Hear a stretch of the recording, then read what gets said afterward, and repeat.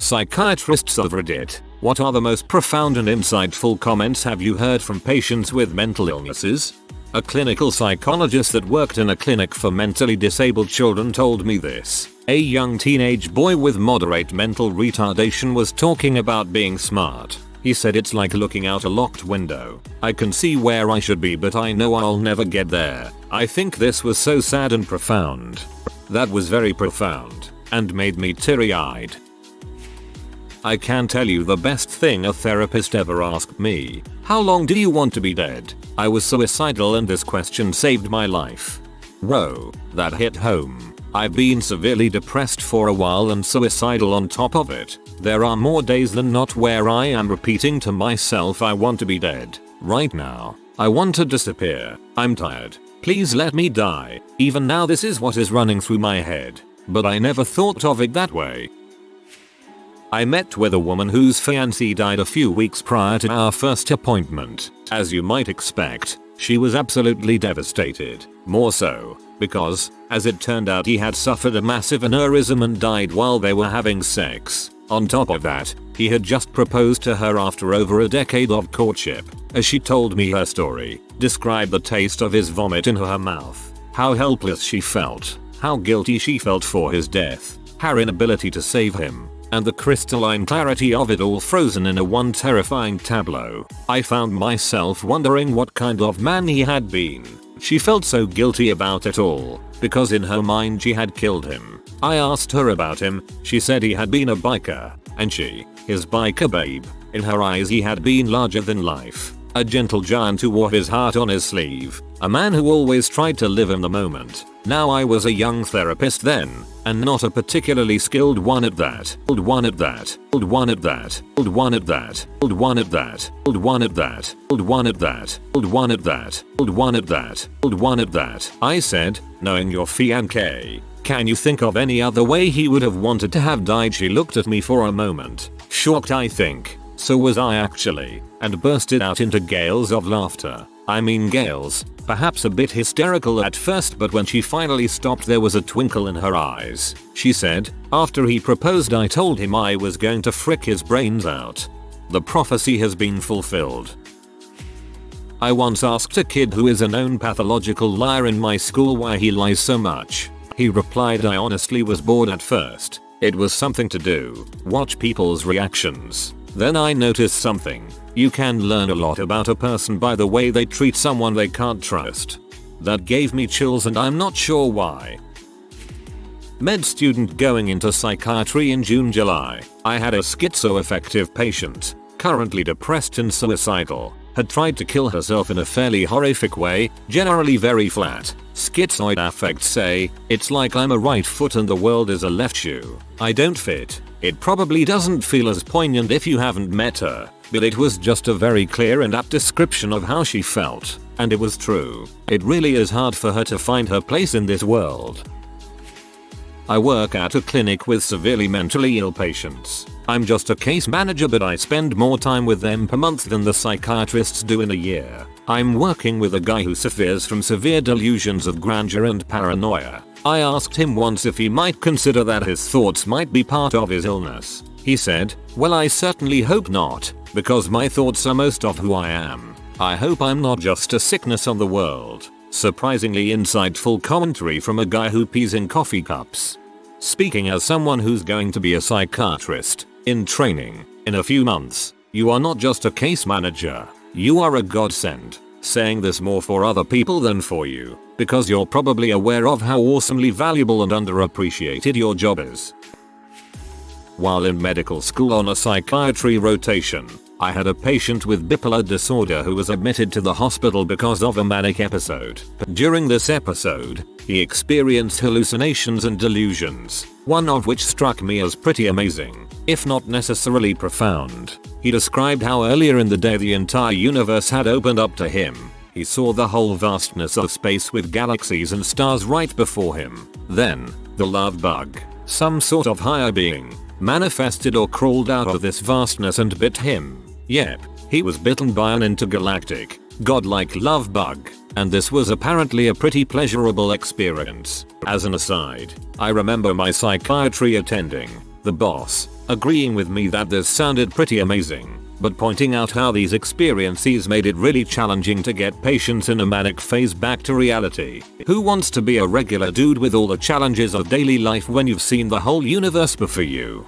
Went through something similar to that, except I thought I was God. I had disassembled and recreated everything in the universe over what seemed like billions of years. Can't say this was a natural illness, as it was during a robo trip, but it was really hard to cope and accept that I was human for a good week afterwards. There are a lot more bodily fluids in mental hospitals than movies portray. For the record, poop gets thrown a lot more and workers get spit on a lot more than movies would like to show you. I was in grad school for clinical psychology but didn't finish, due to mental health issues, somewhat ironically. However, I've worked in an inpatient center and an emergency walk-in counseling center. I facilitated a children's group, by children I mean ages 9-17, for a while, with my advisor. There was a girl who was 10 years old and had anorexia, and she said, "My mom tells me what to do all the time, and the only thing I'm allowed to not do is eat. I'm allowed to go to bed hungry." So I kept doing it, and she kept telling me I looked prettier when I was skinny, so I kept doing it, and now I'm sick and sad all the time. And I don't know if I can stop being sad, because if I start eating then I'm doing what she tells me again. It wasn't necessarily profound, but it hit me really hard. My other favorite, I don't know when I stop liking someone as a friend and start liking them as a lover. Where is that line? When is it okay to kiss someone? How much do you have to like them to do that? This was from a 15-year-old with bipolar disorder. I've heard eating disorders are sometimes a matter of the person wanting that sort of control, as opposed to simply a body image problem. That's a really interesting example of this. I teach kids with autism, not a mental illness, who are considered profoundly disabled. Some of my students say some interesting and thought-provoking things. I had bus duty once in the winter and had forgotten my gloves. As the last two kids were walking in to start the school day, one grabbed my hand. I told him his hands were so warm and mine were freezing, not expecting really any response at all, just talking because there is always a chance some gets through. The boy next to him was quiet for almost the whole walk, but then he turned around and told me he had warm hands too. He put his hands on mine to try to share his warmth. It may not seem like much, but anyone who knows people with autism knows how it is to reach them and how hard it is for them to reach others. The moment to me was one of human kindness that transcended ability and disability. No empathy. PSH. I'm tired of living just because people tell me I should. I was severely depressed for several years and man, I know how that feels. It's something you can't understand unless you've been there. I'm not a psych or a certified medical worker, but when I was in 8th grade, I did volunteer as a tutor for the assisted learning kids in my middle school. Me and a bunch of my friends that had free time in their school day schedule would go to this one classroom where all the mentally challenged kids would be. They'd usually be doing math, like some basic form of arithmetic such as calculating change or whatever, mind you. They are at ages 12-15 at this point, using the aid of calculators. Our job was to sit with any given classmate and offer our help. I always gravitated toward this one guy named Kevin. He was a particularly large guy, and he had a form of autism.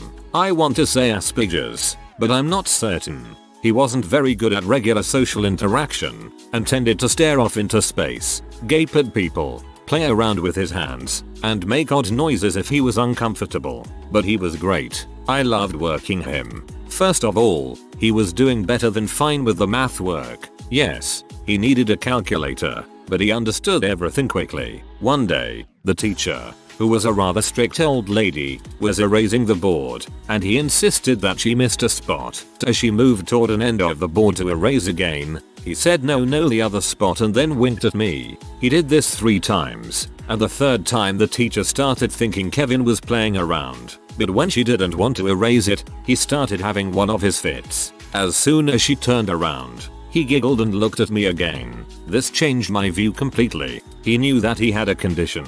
He knew what it looked like to others, and he used it to troll people. One time, the projector in the classroom stopped working, and without missing a beat, he said in a matter-of-fact voice, "We are experiencing technical difficulties. Please stand by," and imitated a beeping sound as the teacher frantically tried to fix the projector. Kevin was hilarious, and I hope he's doing well now.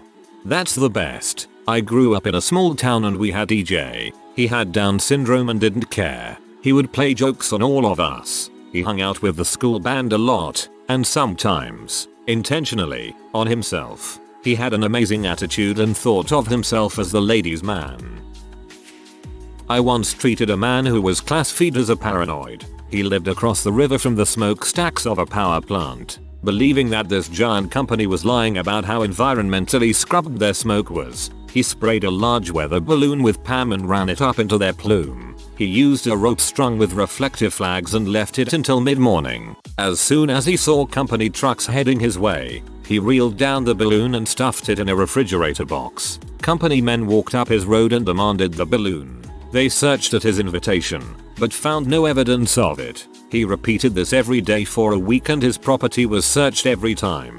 The next week, they handed him $20,000 and he gave them the refrigerator box. He kept photos and samples from the balloon, which he showed me. 15 years later, the health department discovered that the village next to the plant had a 400% higher incidence of cancer, stillbirths and birth deformities. The ground tested highly toxic and the company was forced to buy and move the entire town. Rumor has it that someone sent them a tape covered with cancerous compounds. A news article noting the local high cancer rate and a family photograph of a weather balloon floating above the company's stacks. This company lost millions in compensation judgments. When I think of him, it reminds me of the saying, "We're not always paranoid, there really are bad people out there."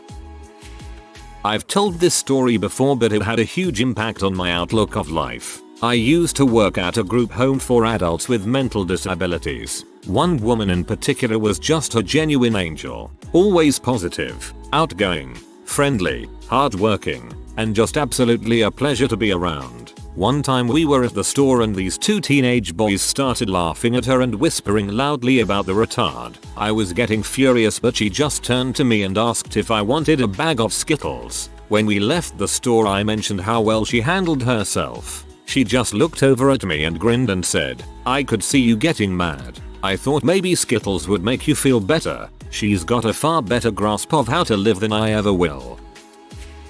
My father used to work with disturbed and mentally ill children and knew a boy who was obsessed with finding out what happens to a wasp in a gale. I always thought there was something hauntingly beautiful about that question.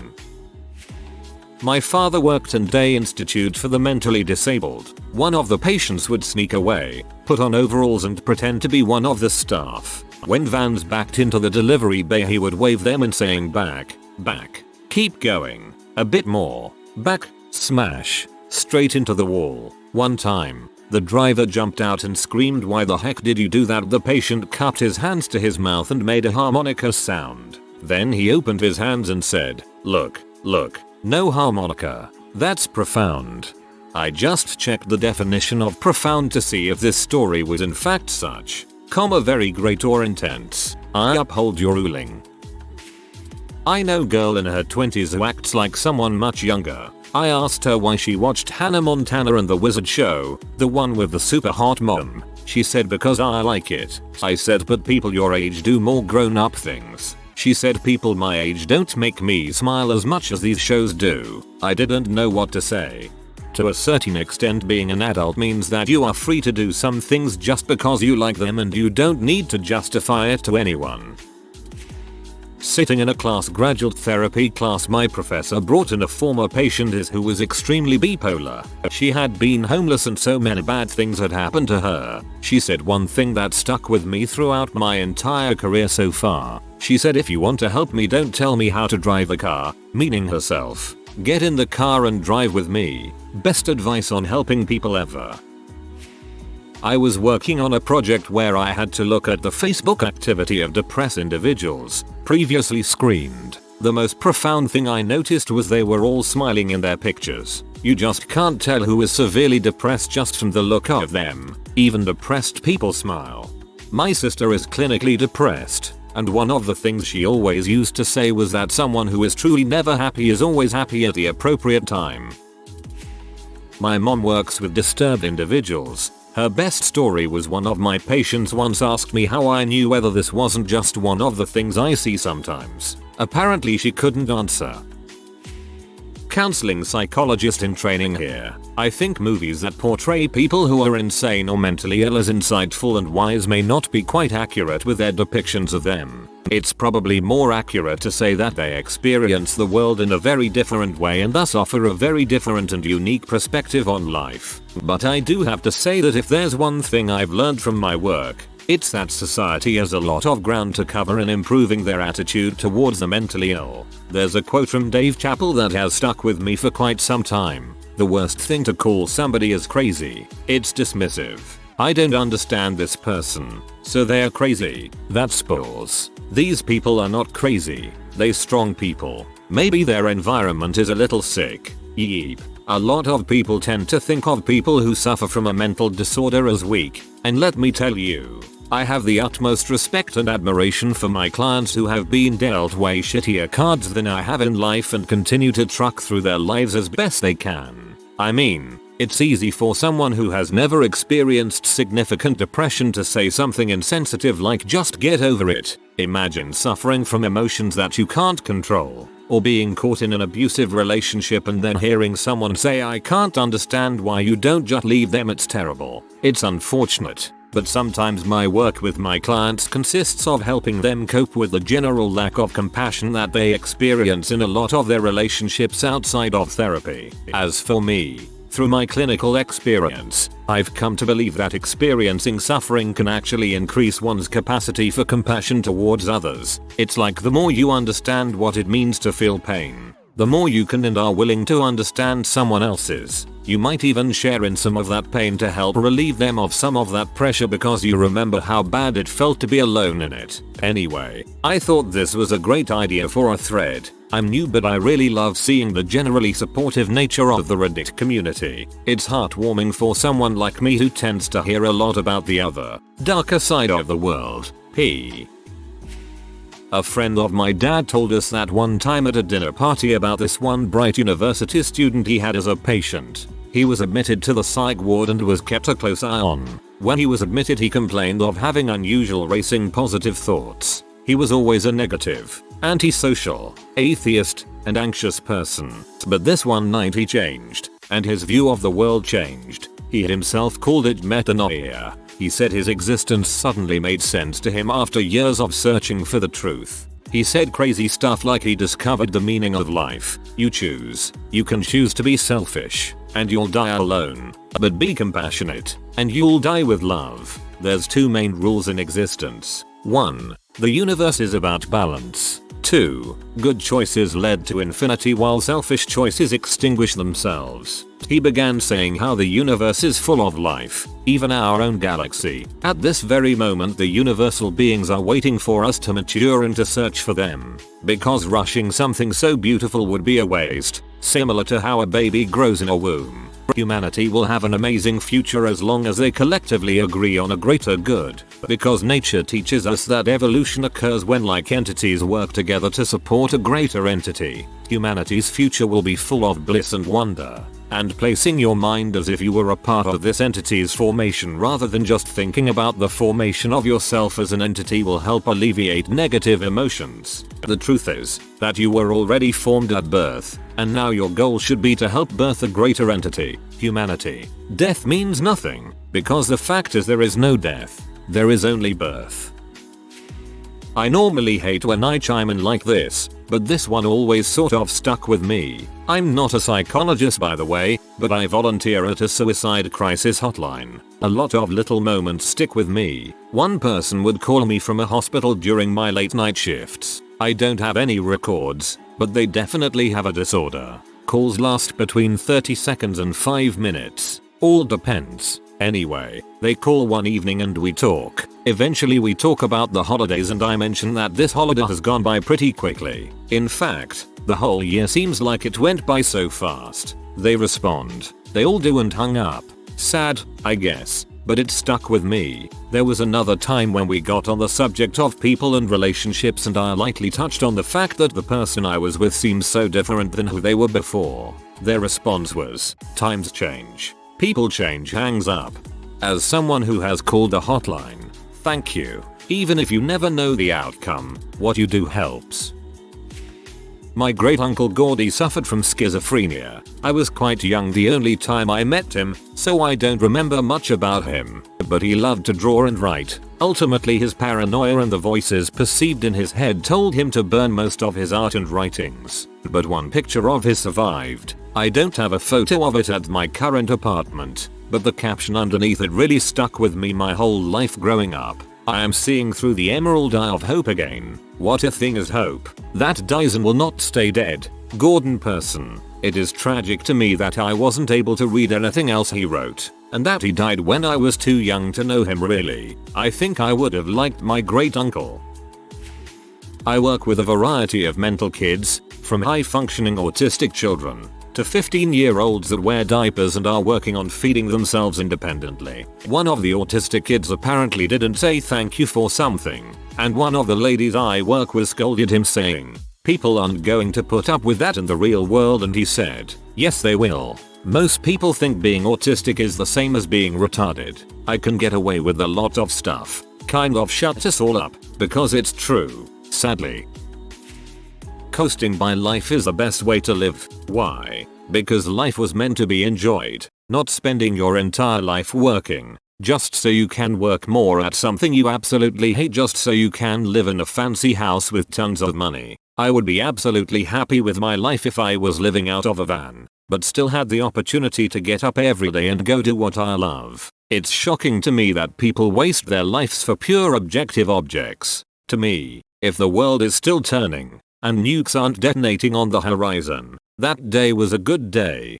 Any idiot will spout off something like that. I hear it all the time, but it takes a pretty smart person to actually believe it to the point where they apply it to their life. I spent a week in a psych ward when I was in college because I was severely depressed. My roommate was a schizophrenic. She was having an outburst one day, and I said, "You're gonna be okay, Cheryl." She looked me dead in the eye and said, "No, I'm not okay, and I never will be." It broke my heart. My dad is batshit crazy as frick schizophrenic. After one of my best friends killed himself, my dad said something to the extent of "It's always the good ones who end up getting fricked over the worst, and it's usually by their own selves." Like Ned Stark. My first day as enroller at Michigan State, I had a resident stop taking his pills. He started acting very strange, made strange comments to people and walked around naked. I remember talking to him about what was going on while the resident social worker or whatever listened in. Everything he said was pure poetry. It was amazing. It took me a while to get in the rhythm of what he was saying, but once I did it was amazing. He was talking about finding himself and guilt and his place in the universe, all with insight and poise, but it was poetic in nature. He wasn't doing this on purpose. So the social worker tried to laugh with me afterwards about how nutty he was. The only thing she had written down is that he mentioned Hitler. He didn't admire Hitler. He used it in a beautiful point about inner demons and the potential of good and bad in everyone. She just said, "When sick people mention Hitler, it's a huge warning sign." It makes me angry just writing it. He's probably wasting away in some mental hospital right now. As a potential patient, after being referred by my mother who was absolutely sure I was mentally ill through most of my childhood to a point where I knew at 17 I was going to become schizophrenic yet. I know. I explained how I saw the world to the psychiatrist. After a long think she said, "I think you need to come to terms with the fact you are very, very sane. Dangerously so. Dangerously sane. I like that. I'm stealing it." Things got better that day. D. A story a psychiatrist friend told me. Kid came in for a group session with his parents who thought he was a devil worshipper because he dyed his hair and pierced his face and got a tattoo when he was 15. Typical rambunctious teenager stuff. At one point he asks his dad, "Why do you wear a wedding ring?" Dad answers, "Because I'm married." Kid, "Well, you're just as married without it, so why do you wear it?" Dad tells him, "Because it's a symbol of something I feel that can't be seen from the outside." The kid looks his dad straight in the face. "Then why is it wrong for me to change the way I look to match how I feel?" My dad is a psychologist, and I'm soon to be one myself. and he always tells the story of the first time he worked at a mental hospital. He and another college guy were in a ward room with a couple catatonics. Catatonics are basically statue people, just staring ahead. The other college guy was making fun of how stupid catatonics must be and they have no thoughts. Well, one catatonic patient got up, stared at the college guy, and beat the living crap out of the college guy. Catatonic man stopped once the college kid lay bruised and battered on the ground, and said, "You're being just as mean as I am." Catatonic guy returned to his chair, sat down, and resumed staring out the window, like nothing had happened. That's how my dad realized even people we think can't see have more insight than any sane person could ever hope for. TLDR. Catatonics are actually listening. If you are new to the channel, you can subscribe. I publish new videos every day. Until then, check another video.